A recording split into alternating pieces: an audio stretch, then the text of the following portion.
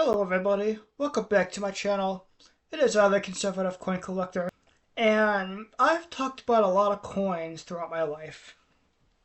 Everything from the humble penny to coins that are worth tens of millions of dollars. But you want to know who I haven't given enough credit to?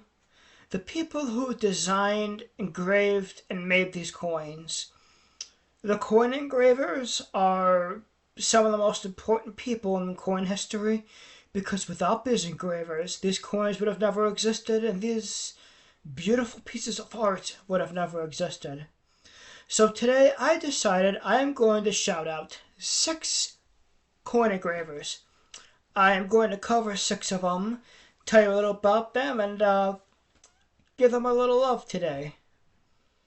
I may have covered some of them in the past, briefly on my Complete History of Coin series, but today I'm going to give them a much more in-depth review. So with that being said, you know what to do, and let's get to the video. On to the first one I have for you. The first engraver I have for you is George T. Morgan. He is not as prolific as all the other coin designers, but George Thomas Morgan was responsible for one of the most iconic designs in the history of coinage. Morgan, who was born in England in 1845, would become the 7th engraver of the United States Mint in 1917. Well before that, Morgan created the well-known Morgan silver dollar, and I've covered that dollar on my channel multiple times. It's my favorite design of all time. It was first minted in 1878, and it has been a favorite with both numismatists and bullion collectors. It's a testament to the skill and creativity that George Morgan brought to his design and process. George T. Morgan passed away January 4th, 1925, at 79 years old in Germantown, Philadelphia. James Earle Fraser. Unlike many noted coin designers, Fraser was particularly known as a sculptor rather than an engraver. Nevertheless, he created a memorable design. That memorable design was the Buffalo nickel. It ran from 1913 to 1938. In the early 2000s, the Buffalo nickel design was revived for a series of investment-grade bullion coins. A 2005 redesign of the Jefferson nickel also paid homage to Fraser's design. Fraser was born in 1876 in Winona, Minnesota. He died October 11th, 1953, at age 76 in Westport, Connecticut.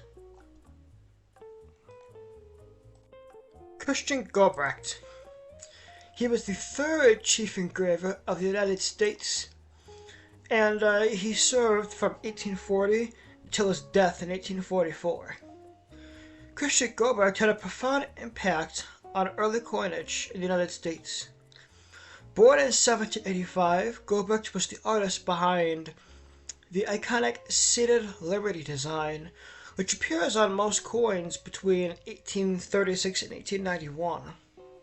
The seated Liberty design was also would adorn nickels, dimes, quarters, and half dollars, and over the course of its usage. It was also the obverse design for America's briefly minted 20-cent coin. Charles E. Barber. When Christian Gobrecht's famous seated Liberty design began to be phased out near the end of the 19th century, it was the designs of noted engraver Charles E. Barber that took its place. Barber, he became the chief engraver of the U.S. Mint in 1879, taking over the position after the death of his predecessor and father, William Barber. In 1883, the minting of Barber's Liberty head nickels began. By 1892, similar designs appeared on quarters and 50-cent pieces. He completely phased out Gobrecht's designs, and He had adorned lower denomination coins for nearly 50 years. Robert Scot. Though perhaps not as famous as some of his successors, Robert Scot deserves a place on any list of notable coin designers and engravers in America because he was the very first chief engraver of the United States. And some of the earliest standard issue currency he designed. Born in Scotland in 1744, Scot designed almost all of the earliest coinage in the United States. Scot's most notable design is the draped bust and is almost instantly recognized by any American coin enthusiast today. The draped bust design appeared on half cents, cents, nickels, dimes, quarters, half dollars, and dollar coins. These coins were later redesigned by Christian Gobrecht. And Scot, I could not find a picture of him. I think it was because he was born so long ago. So the picture you're seeing is the draped bust design that he designed himself. The last coin collector I have for you today is about as revered and well known as any engraver is today by us coin collectors. Augustus Saint-Gaudens. He is the noted designer of Americans. He designed all the gold coins in the early 20th century. Copper and silver coins had seen substantial changes under Charles Barber, who phased out all of Christian Gobrecht's coins. Gold coins had changed relatively little since the time of Gobrecht. This led then President Theodore Roosevelt to push a major overhaul of gold coin designs. Saint-Gaudens, who was then a noted sculptor of the era, was commissioned for the job. The result would be two of the most beautiful coins ever produced. Saint-Gaudens is best known for his double eagle $20 design, which shows a stylized liberty on the obverse and an eagle on the reverse. The coin was widely reputed as the most aesthetically pleasing coin ever made, well, in the United States at the time. A $10 Indian head design was also created by Saint-Gaudens, but it's nowhere near as famous and actually quite valuable as the double eagle coin.